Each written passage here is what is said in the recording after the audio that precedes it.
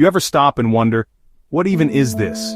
You, me, this experience. The voice in your head that's not even a voice, but somehow, you.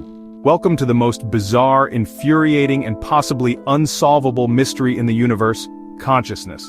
We're going to explore what it is, what it might be, why science is baffled, and how your toaster might achieve enlightenment. Let's get weird. Imagine you're holding a brain. It's soft, squishy, and full of electricity and chemicals.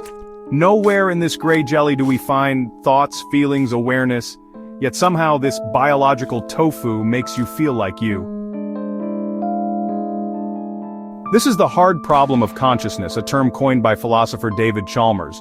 Easy problems are like, how does the brain process visual information? Hard problem, why does any of that processing lead to experience? Like, why does the color red feel red? Why do we feel pain instead of just responding like robots? A robot gets poked and thinks pain detected, avoidance protocol engaged. But humans? We yelp and ask why. Let's go back, way back. You're a baby, no ego, no labels, just squishy chaos. Then boom, you hear a name, Kyle. People keep saying it while looking at you. Eventually you think, hey, maybe I'm Kyle? And so Kyle was born. This is self-awareness. The idea that you exist as a being distinct from the world. Some animals have it, elephants, dolphins, magpies, they pass the mirror test. They recognize themselves. But we humans, we go way beyond. We write poems, we meditate, we cry watching Pixar movies. But here's the kicker, we don't know how or why consciousness appears. Neurons, quantum processes, magic soul juice. Scientists argue constantly, and philosophers don't even get them started. Science has made some wild attempts to explain consciousness. Theory 1. Integrated information theory. Your brain is a giant network processing information in a deeply interconnected way. The more complex and unified the information flow, the more conscious you are. Cool theory. But how do we measure consciousness with math? IIT gives it a number called phi, but nobody agrees how to calculate it. Theory 2. Global workspace theory. Imagine your brain as a theater. Tons of unconscious processes happen backstage.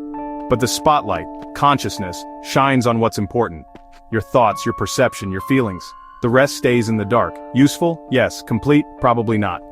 Theory 3. Panpsychism. Yes, really. What if everything is conscious? A wise potato says, I think therefore I am. Panpsychism suggests consciousness is a fundamental part of the universe, like space or time. Sounds nuts, maybe, but it's gaining traction because everything else seems just as nuts.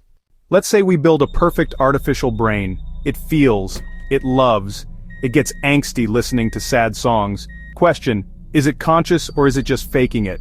This is the famous Chinese room argument by philosopher John Searle. Imagine a guy in a room with a giant book. He receives Chinese symbols, uses the book to reply in Chinese and sends them back out. He doesn't understand a word, but from the outside, it looks like he speaks fluent Mandarin. That's what some argue AI is doing, processing input and giving output with no real awareness behind it. But what if you are just a more complicated version of the Chinese room? Uh-oh. Narrator, existential dread, long, dramatic scream. Here's a disturbing thought, maybe consciousness isn't real. Maybe it's just an illusion, a trick of evolution.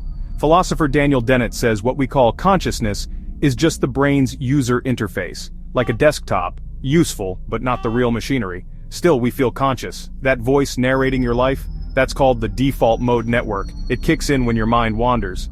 But even if it's all an illusion, it's a persistent one. And one we can't turn off. So, what is consciousness? A spark, a network, a cosmic joke? Whatever it is, you're experiencing it right now. So take a second.